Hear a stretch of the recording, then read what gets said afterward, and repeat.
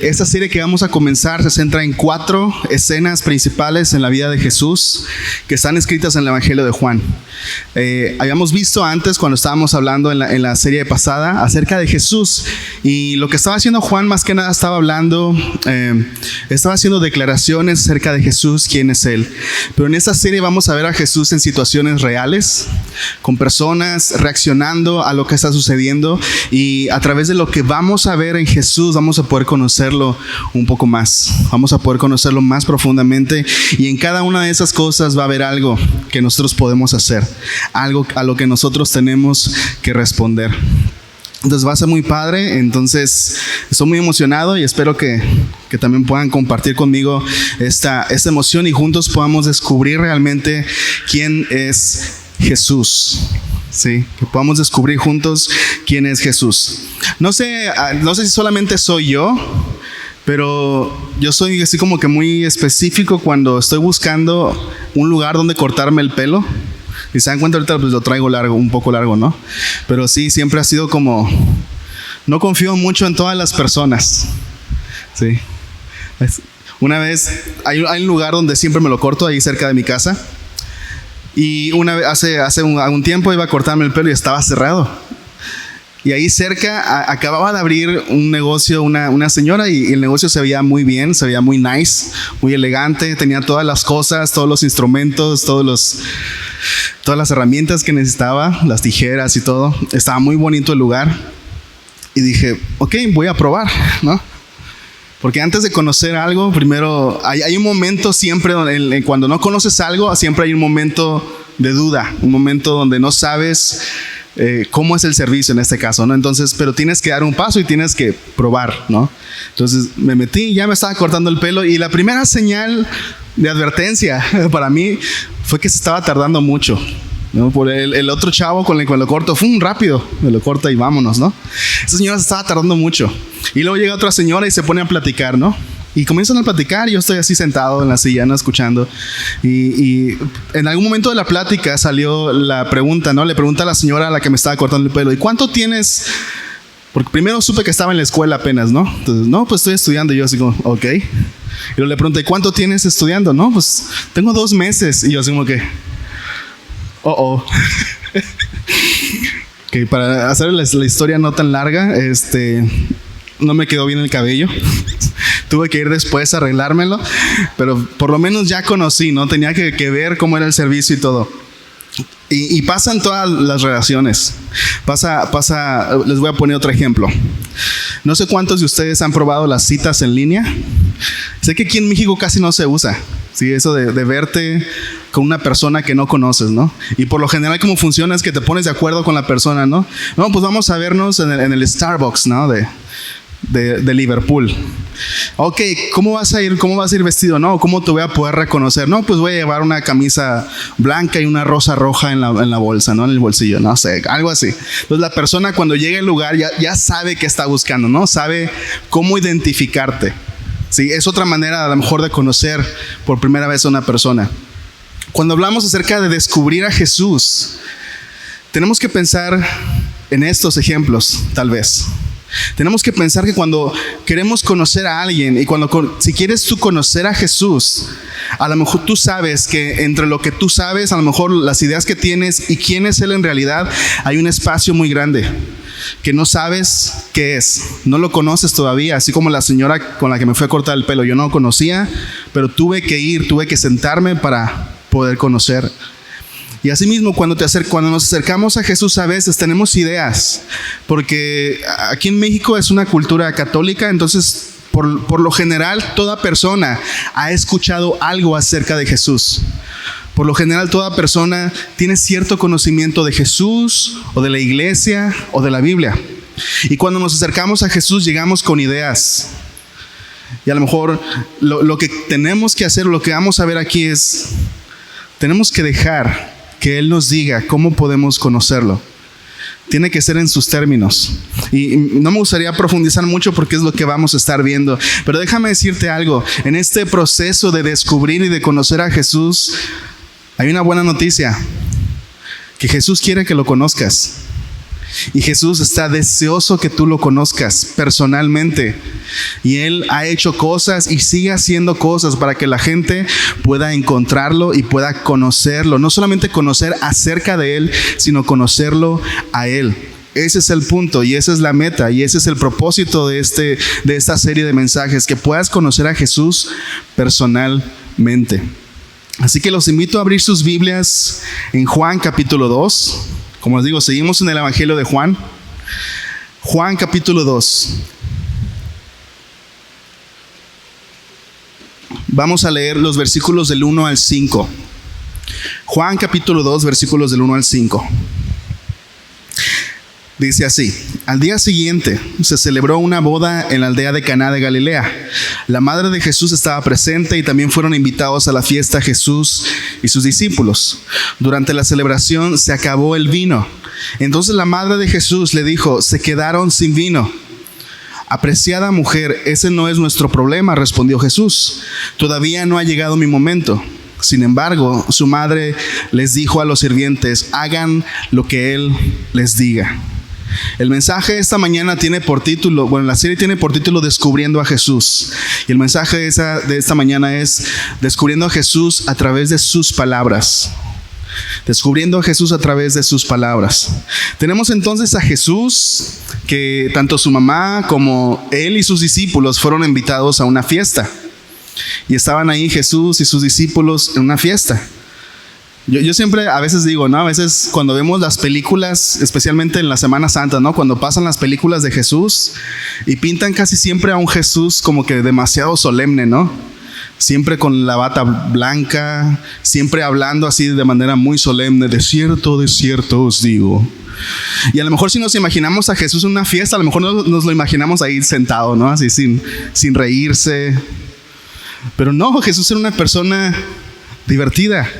Era una persona gozosa, era una persona alegre, y de hecho lo vemos aquí, y está en una fiesta, y no está ahí en la fiesta para enseñar, no está ahí en la fiesta para dar un mensaje, está ahí para disfrutar la fiesta.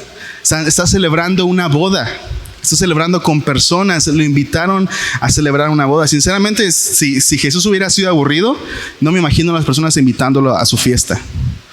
Así me imagino planeando la boda, ¿no? Oye, mi amor, vamos a invitar a Jesús a la fiesta. No, es que si lo invitamos a querer ir a poner a predicar, o no, nos va a arruinar la diversión a todos. No. Y hay mucho más todavía acerca de Jesús en cuanto al gozo. Entonces dice que durante la fiesta estaban celebrando y de repente sucede algo en la fiesta. Se acaba el vino. Se acaba el vino que estaban tomando. Y déjenme ponerlos un poquito en el contexto de la cultura, porque en aquellos tiempos el vino era significado de gozo, era significado de alegría. Si no había vino en la fiesta, significaba que no había sido una buena fiesta, ¿sí? Y obviamente el propósito no era emborracharse, pero el vino tenía este símbolo de alegría, ese símbolo de gozo. Y aún más, en aquellos tiempos una persona, o el hecho de hospedar a personas, era muy importante, ¿sí? Era considerado algo muy importante. Y el hecho de que los esposos en esta boda se les acabara el vino era un gran problema para ellos. Porque si ellos no podían atender bien a sus invitados, sería algo que se quedaría ahí como una marca social para ellos.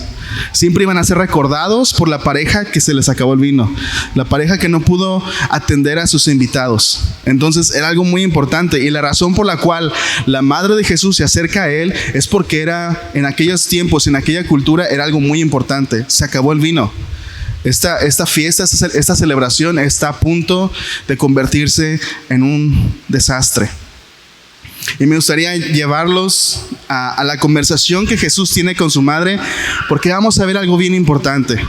Veamos ahí, dice: durante la celebración se acabó el vino. Entonces la madre de Jesús le dijo: se quedaron sin vino. Y Jesús respondió: apreciada mujer, ese no es nuestro problema, respondió Jesús. Todavía no ha llegado mi momento. Como les decía, vamos a descubrir a Jesús a través de sus palabras. Y en cuestión de la relación con su madre, yo creo que tenemos algo muy importante que comprender acerca de Jesús y su madre, que es María. Cuando María se acerca con Jesús y le dice, ¿sabes qué, Jesús? Hay un problema, a los esposos se les acabó el vino de su fiesta. Y obviamente Jesús comprendía cuál era la gravedad de esto. ¿Y cómo le responde Jesús a su mamá cuando su mamá le pide esto? Porque obviamente comprendemos que al acercarse María a Jesús, María conocía quién era Jesús. Y conocía que Jesús podía hacer algo. Tal vez no sabía qué podía hacer, pero ella conocía a su hijo. Y sabía que era mucho más que un ser humano. Y se acerca y le dice, no tienen vino. Y la respuesta de Jesús es muy interesante. Y la primera palabra que Jesús le dice no es madre. No le dice mamá. ¿Qué le dice? ¿Cómo se refiere a ella? En algunas versiones de la Biblia dice mujer. Y a lo mejor puede sonar demasiado frío. En esta versión dice apreciada mujer. Pero era una expresión de respeto. Pero déjenme decirles algo. En este momento María se acerca a Jesús a pedirle un favor, tal vez a pedirle un milagro. Y Jesús le dice mujer. No le dice madre.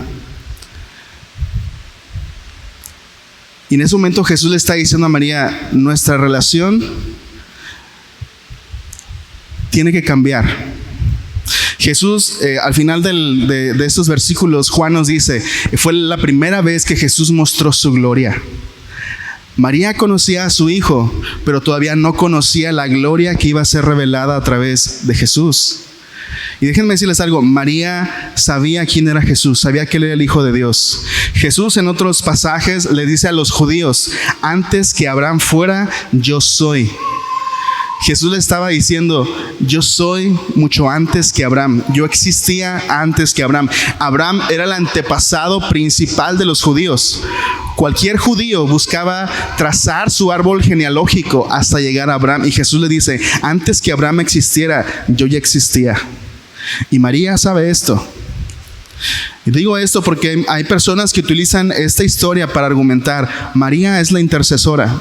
Ella intercede por nosotros ante Jesús. Y Jesús aquí está haciendo algo bien importante. Y está tratando con esta relación entre él y María. Porque en ese momento María se acerca a él con base en su relación como madre.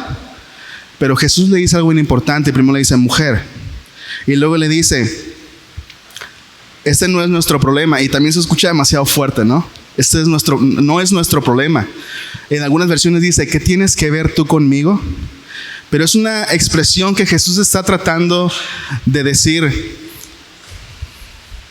mi misión en el mundo, mi identidad y la razón por la cual yo hago las cosas no es solamente en base a la perspectiva humana, no es en base solamente a necesidades, es algo mucho más profundo. Y tiene que ver con lo que Juan dice, este no fue solamente un milagro. La palabra que Juan utiliza para describir estos milagros es señal. ¿Qué es lo que hace una señal? Te apunta a algo. Cuando Jesús hace este milagro, no solamente está satisfaciendo una necesidad, Jesús está demostrando quién es a través del milagro. Y luego dice algo bien interesante y bien extraño, porque le dice, dice, ¿qué tienes conmigo? Aún no ha llegado mi hora. Y cuando buscamos en otras partes del Evangelio de Juan, del mismo autor, buscamos qué significa esa expresión de mi hora. Te das cuenta que cada vez que Jesús decía, mi hora no ha llegado, o cada vez que Juan escribía y lo quisieron matar, pero no pudieron matarlo porque su hora todavía no había llegado. ¿Qué significa mi hora? Jesús está hablando de la hora de su muerte. Y cuando ya lo ligas todo, es bien raro porque María se acerca con Jesús y le dice, Jesús, se quedaron sin vino. Y Jesús le dice, eso no es mi problema, todavía no ha llegado la hora de mi muerte. Y te quedas así como que tiene que ver una cosa con la otra, ¿no? Que tiene que ver dar vino a las personas con la hora de tu muerte. Y vamos a ir viéndolo poco a poco. Y a lo mejor podemos preguntarnos, ¿por qué? Si tú fueras Jesús y si tú quisieras demostrarle o quieres que las personas conozcan quién es Dios o que tú eres el Hijo de Dios, ¿cuál es el primer milagro que harías? A lo mejor abrir los ojos a un ciego, a lo mejor alguien que no puede caminar, hacer un milagro para que vuelva a caminar. Pero se dan cuenta que el primer milagro que Jesús hace es convertir agua en vino. Es sumamente extraño. María está viendo una necesidad presente, pero Jesús, que es Dios, está viendo una perspectiva eterna. Por eso cuando Él dice, no ha llegado la hora de mi muerte, comprendemos que Jesús no está pensando solamente en el vino de esa fiesta, está pensando en algo mucho más profundo, en algo eterno. Y en ese sentido tenemos que reconocer, María en ese momento no sabía totalmente quién era Jesús, porque aunque era su hijo, era mucho más. Era el Hijo de Dios. Y antes de que María estuviera embarazada de Jesús, Jesús ya existía. Antes de que quedara embarazada, Jesús ya existía. Y va a existir por la eternidad. Aún no ha llegado mi hora.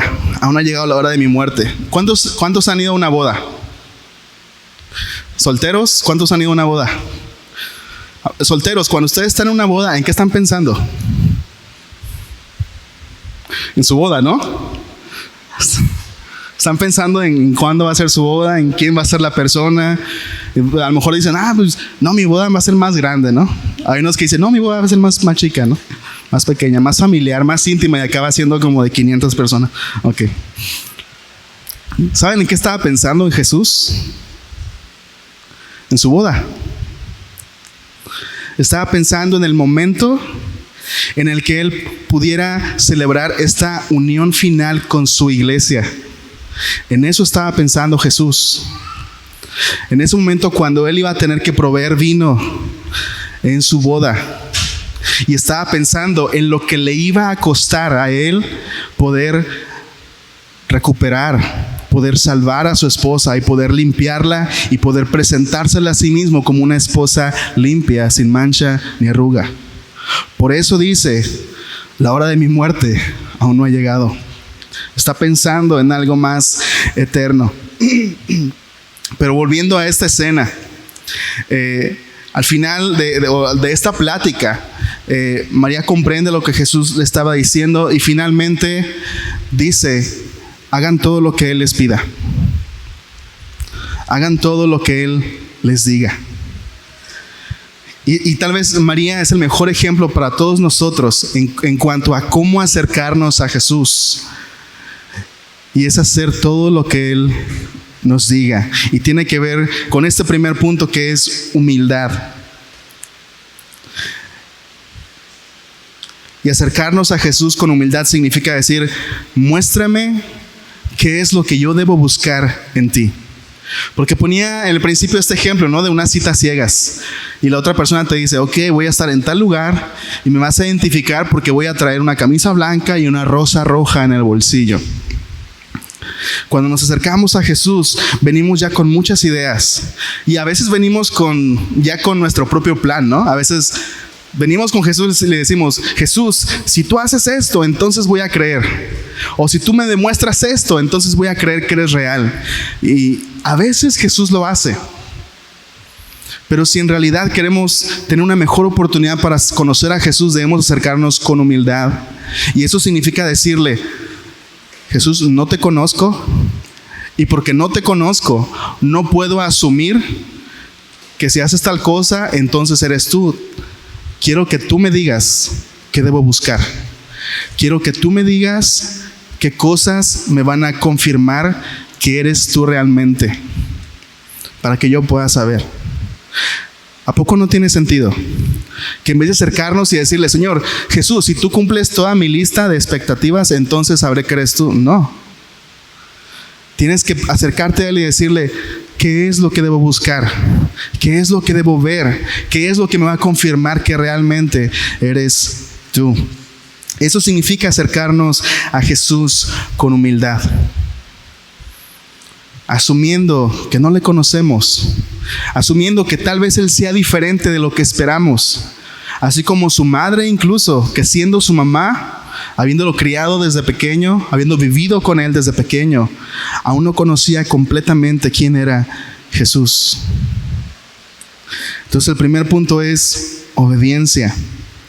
Y tienes que entender que a veces esta actitud que tenemos de que Jesús, es que si tú haces este milagro, si tú arreglas mi matrimonio o si tú sanas esta enfermedad, entonces voy a creer en ti. Tienes que saber algo. Jesús no solamente es un hacedor de milagros. Él no quiere que tú solamente sepas que Él hace milagros, es mucho más. Y déjame decirte, necesitas conocerlo como Él quiere que lo conozcas. Porque si solamente te quedas con, Jesús hace milagros, te vas a quedar con una imagen muy pequeña de Jesús y no lo vas a amar porque no lo conoces realmente. Solamente conoces bien poquito, pero no lo conoces como Él quiere que lo conozcas. Y eso es lo padre, y eso es la buena noticia para todos nosotros, que Él quiere que lo conozcas. Y esa es la razón por la cual estamos estudiando esta historia. Y Él hace cosas, o Él permite que tú puedas conocerlo. El primer punto entonces es humildad. Decirle a Jesús, no te conozco y por favor dime qué cosas debo buscar en ti para comprobar que realmente eres tú, Jesús. El segundo punto es obediencia. Segundo punto es obediencia. Vamos ahí, Juan capítulo 2, versículos del 6 al 10. Juan versículo 2, versículos del 6 al 10. Continuamos en la historia. Dice, cerca de allí había 6 tinajas de piedra que se usaban para el lavado ceremonial de los judíos. Cada tinaja tenía una capacidad de entre 75 a 113 litros. Jesús le dijo a los sirvientes, llenen las tinajas con agua. Una vez que las tinajas estuvieron llenas, les dijo, ahora saquen un poco y llévenselo al maestro de ceremonias. Así que los sirvientes siguieron sus indicaciones. Cuando el maestro de ceremonias probó el agua, que ahora era vino, sin saber de dónde provenía, aunque por supuesto los sirvientes sí lo sabían, mandó llamar al novio. Un anfitrión siempre sirve el mejor vino primero, le dijo. Y una vez que todos han bebido bastante, comienza a ofrecer el vino más barato. Pero tú has guardado el mejor vino hasta ahora. Has guardado el mejor vino hasta ahora. Entonces, después de que María se acerca a Jesús y después de que ella dice, hagan todo lo que Él les diga, Jesús comienza a dar instrucciones.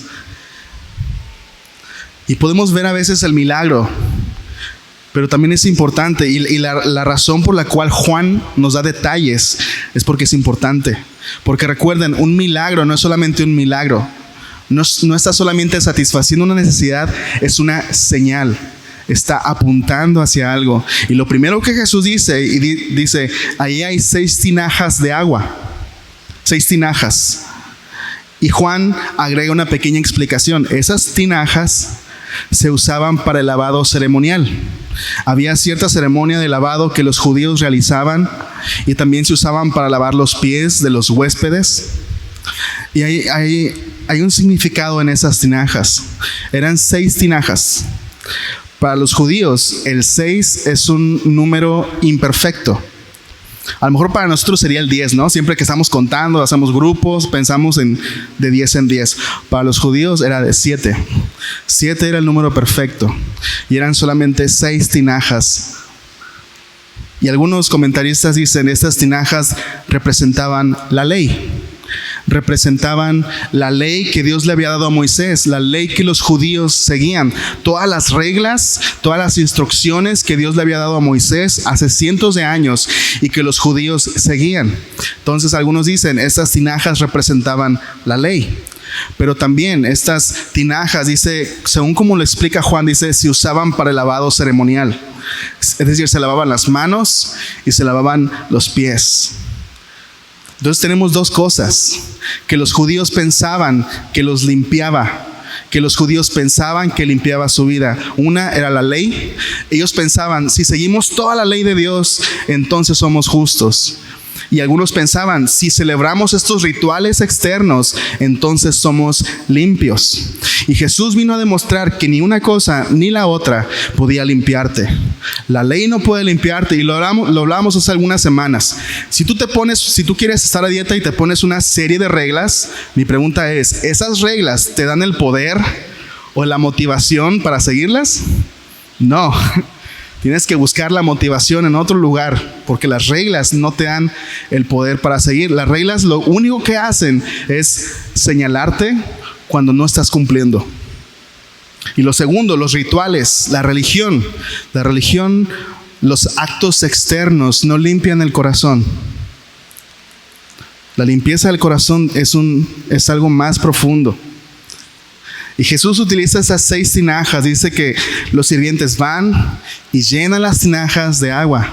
Y luego dice, tomen de las tinajas y llévenlas al maestro de ceremonias o al maestresala. El maestro de ceremonias era el encargado de la boda y era el encargado de atender a los invitados y de proveer también el vino. Entonces, cuando el maestro de ceremonias vienen estos sirvientes y le traen este vino, él lo prueba y él no sabía de dónde había venido este vino. Y a lo mejor era un pésimo maestro de ceremonias porque ni siquiera no estaba haciendo nada para solucionar el problema. Entonces se lo traen y él lo prueba y queda asombrado porque nunca había probado un vino tan bueno. Y está tan asombrado que va con el novio y le dice, oye, estás haciendo las cosas al revés. Por lo general, el vino más bueno se sirve al principio, cuando las personas están todas en sus 5 sentidos, ¿no? Y ya cuando la fiesta ha avanzado, entonces se sirve el vino más barato, que era un vino diluido, a veces con agua. Y le dice, pero tú has guardado el mejor vino para este momento. Y él ni siquiera sabía de dónde había salido este vino, pero hace una declaración, este es el mejor vino. ¿Recuerdan de qué les dije que era símbolo el vino? De gozo, de alegría, de vida. Lo vamos a ver más adelante en un versículo. Obediencia. A veces pensamos, para obedecer a Jesús, primero quiero conocerlo. Para poder confiar en Jesús, primero tengo que conocerlo. Y la Biblia nos demuestra que es al revés. Si quieres conocerlo, primero debes confiar. Y si no puedes, o a lo mejor si no puedes confiar todavía, si quieres conocerlo, primero obedece. Sigue sus palabras, sigue sus instrucciones y prueba que Él es digno de tu confianza. Pero sin obediencia va a ser muy difícil que puedas conocerlo. Hay un versículo en Salmos capítulo 34, versículo 8. Salmo 34, 8. Es un salmo muy sencillo, muy simple, pero que nos revela una verdad muy importante, un deseo de Dios. Y fíjense lo que Dios dice. Dice, prueben y vean que el Señor es bueno. Qué alegría para los que se refugian en Él. Y constantemente la Biblia está usando estas palabras que tienen que ver con sensaciones. Y dice, prueben y vean. ¿No te da gusto que Dios te pida esto? Que Dios te diga, prueba, ven y prueba por ti mismo que el Señor es bueno. Y tenemos que ver algo en este milagro. Cuando María le pide ayuda a Jesús, la pregunta es, ¿Jesús hubiera podido hacer el milagro por su cuenta? Sí, ¿verdad? ¿Él pudiera haber llenado las tinajas con agua? Sí. La pregunta es, ¿por qué Jesús involucró a otras personas?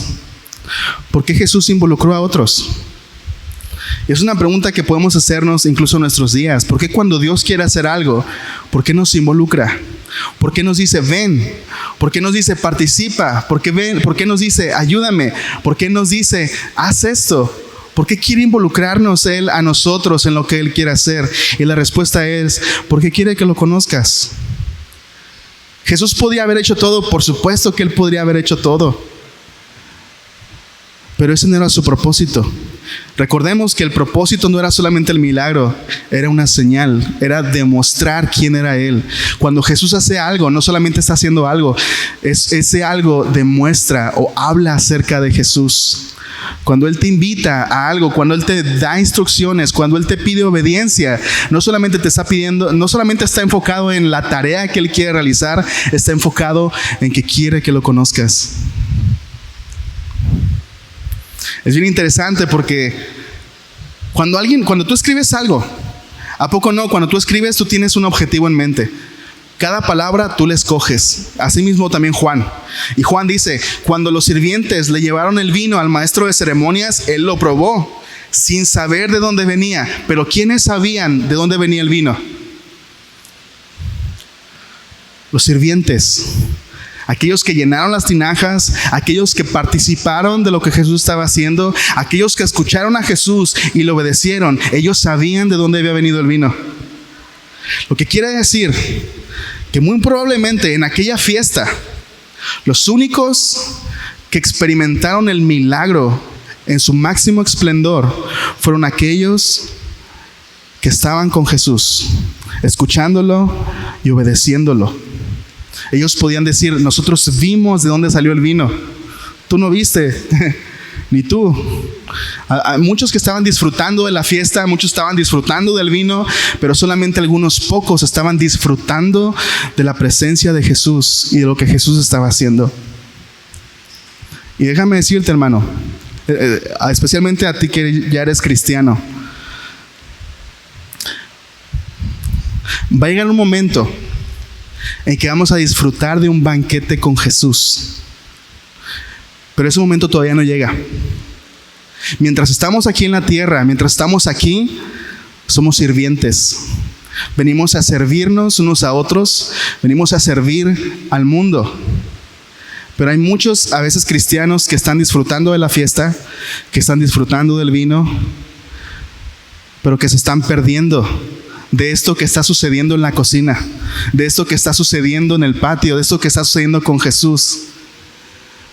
Porque no has aceptado la invitación, porque no estás donde Jesús está, porque a lo mejor no le estás obedeciendo, porque, y comprendo, a veces hay dificultades, a veces hay problemas, a veces hay cosas en nuestra vida que hacen que nos enfoquemos en nosotros mismos, en las deudas, en los problemas en la familia, en muchas cosas que están pasando, en el trabajo, en el estrés, incluso a veces en el estrés del ministerio.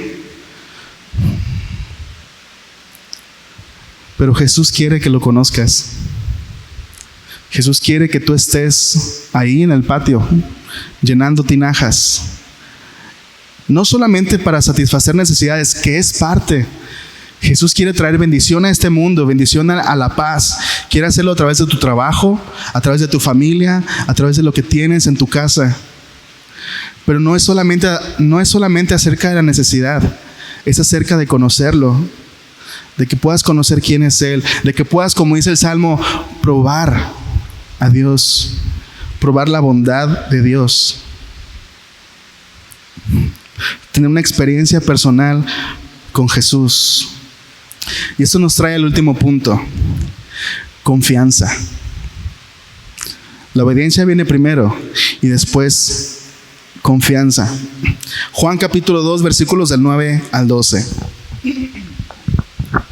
Cuando el maestro de ceremonias probó el agua, que ahora era vino, sin saber de dónde provenía, aunque por supuesto los sirvientes sí lo sabían, mandó llamar al novio. Un anfitrión siempre sirve el mejor vino primero, le dijo, y una vez que todos han bebido bastante, comienza a ofrecer el vino más barato. Pero tú has guardado el mejor vino hasta ahora. Esta señal milagrosa en Caná de Galilea marcó la primera vez que Jesús reveló su gloria, y sus discípulos creyeron en él. Después de la boda, se fue unos días a Capernaum con su madre, sus hermanos y sus discípulos. Esta, dice Juan, marcó la primera vez que Jesús reveló su gloria. Y la gloria significa la hermosura visible de Dios. El carácter o la hermosura de Dios visible, puesta, desplegada para que todos la vean. Fue la primera vez, dice Juan, que Jesús nos mostró su gloria. Y los discípulos pudieron conocerle. ¿Y qué fue lo que provocó el despliegue de la gloria de Jesús? Confianza. Dice, y sus discípulos creyeron en él. ¿No creían antes? Sí creían. Pero déjenme decirles algo que pasaba con los discípulos, y es algo que a lo mejor pasa con nosotros. Conforme los discípulos estaban con Jesús, cada vez que Jesús hacía un milagro. Cada vez que Jesús revelaba su gloria, había una parte más de Jesús que les era revelada a ellos. Y cada vez que ellos podían conocer más profundamente a Jesús, ahora había algo nuevo que creer acerca de Él. Algo más grande. Y poco a poco su fe iba creciendo. ¿Pero por qué iba creciendo su fe? Porque iban conociendo más a Jesús. El objeto de su fe cada vez se hacía más grande. Ahora sabían, bueno, Jesús no solamente es un gran maestro. Jesús no solamente es lo que Juan nos dijo. ¿Se acuerdan la semana pasada? Mira, ahí va el Cordero de Dios. Ahora los discípulos lo estaban viendo con sus ojos. Jesús es el que provee vino verdadero. Déjenme leerles un pasaje en Isaías 55, versículos del 1 al 3. Isaías 55, del 1 al 3.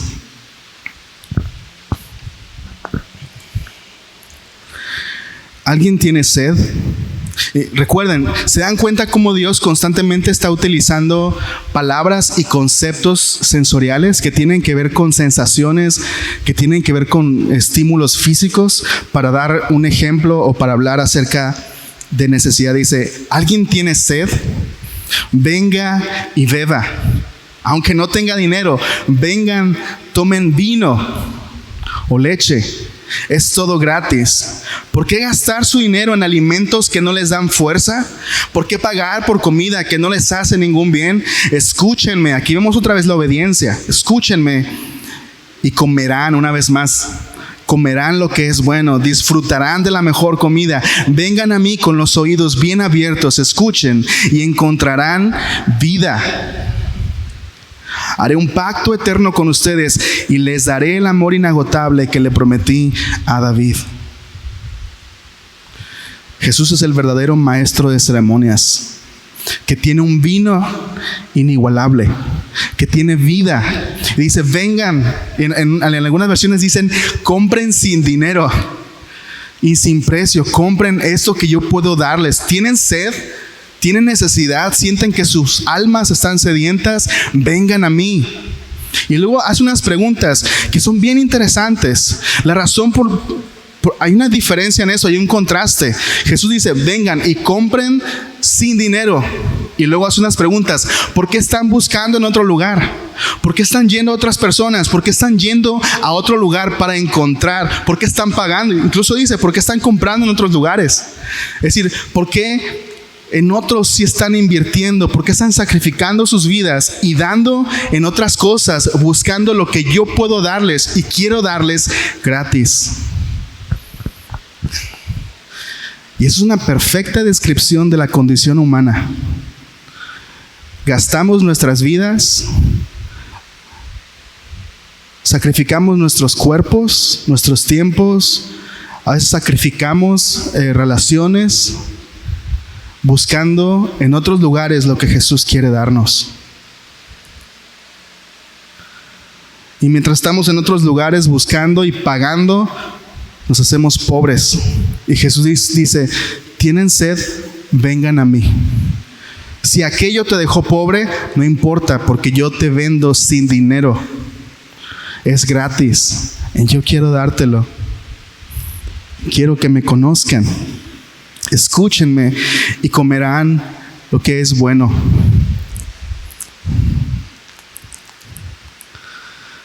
Cuando Jesús nos revela su gloria, podemos conocerlo más.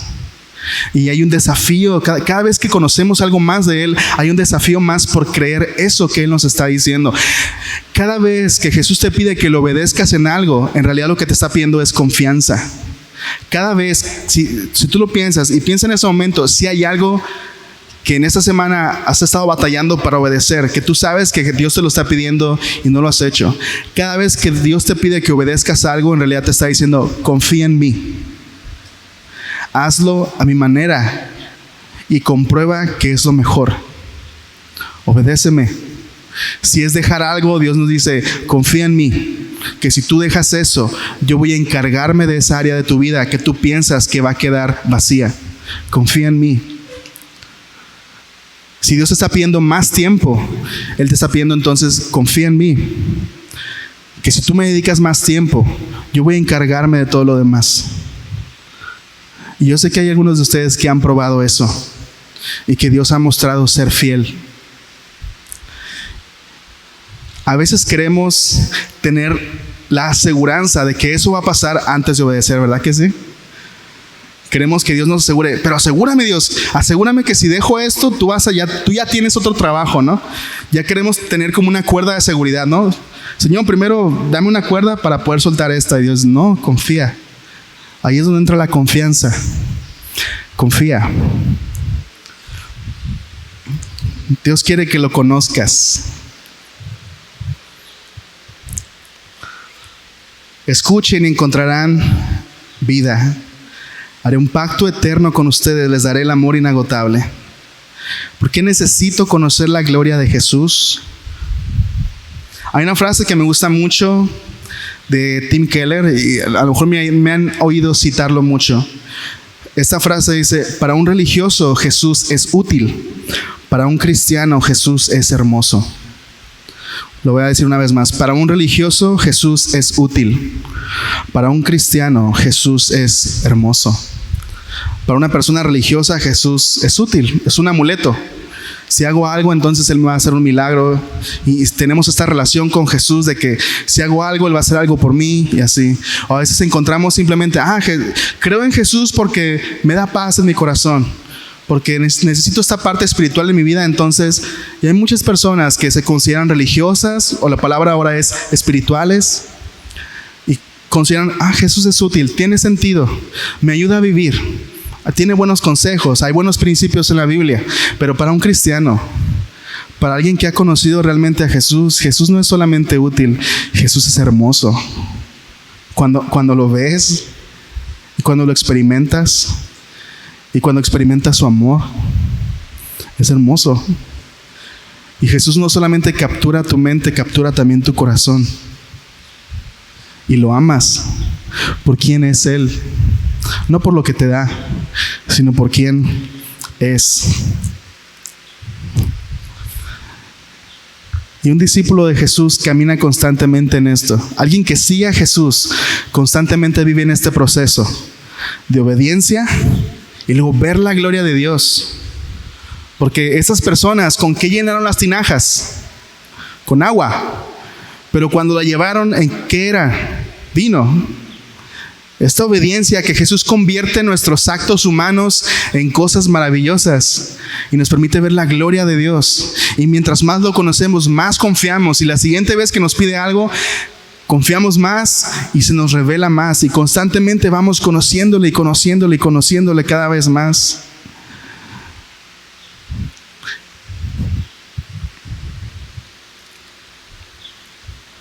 Creo que no leí el versículo donde habla acerca de... Mateo 8:11. Mateo 8:11. Y con esto vamos a terminar.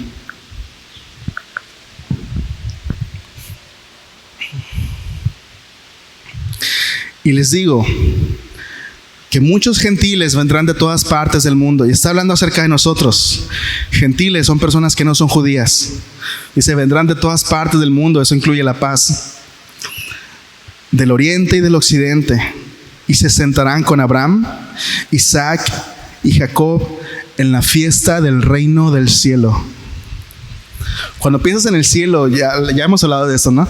¿Qué te imaginas? No sé qué te imagines cuando piensas en el cielo. Yo a veces me imaginaba los angelitos en las nubes, con pañalitos y tocando un arpa, o un coro, ¿no? Que se nos menciona. Pero ¿qué imagen usa Jesús para describir el reino del cielo? Jesús no dice, en el reino del cielo va a haber un banquete. Dice, en la fiesta del reino del cielo. Va a ser una fiesta. Y habrá un banquete. Y vamos a estar ahí con Jesús. En esta unión perfecta con aquel que nos diseñó, aquel que nos creó para amarnos y para amarlo. Y déjame decirte, en ese momento, en ese lugar, en la presencia de Jesús, es donde siempre fuimos creados para estar. Y cuando estemos ahí, vamos a estar completos. sin vergüenza, sin culpa, sin dolor, sin lágrimas, sin sufrimiento, en la presencia de aquel Dios que nos ama con un amor perfecto, que nos conoce completamente y nos ama con un amor perfecto que nunca va a cambiar. Esa es la esperanza que nosotros tenemos, y este es el Jesús que quiere que lo conozcas y que quiere que lo sigas. Déjenme orar por ustedes.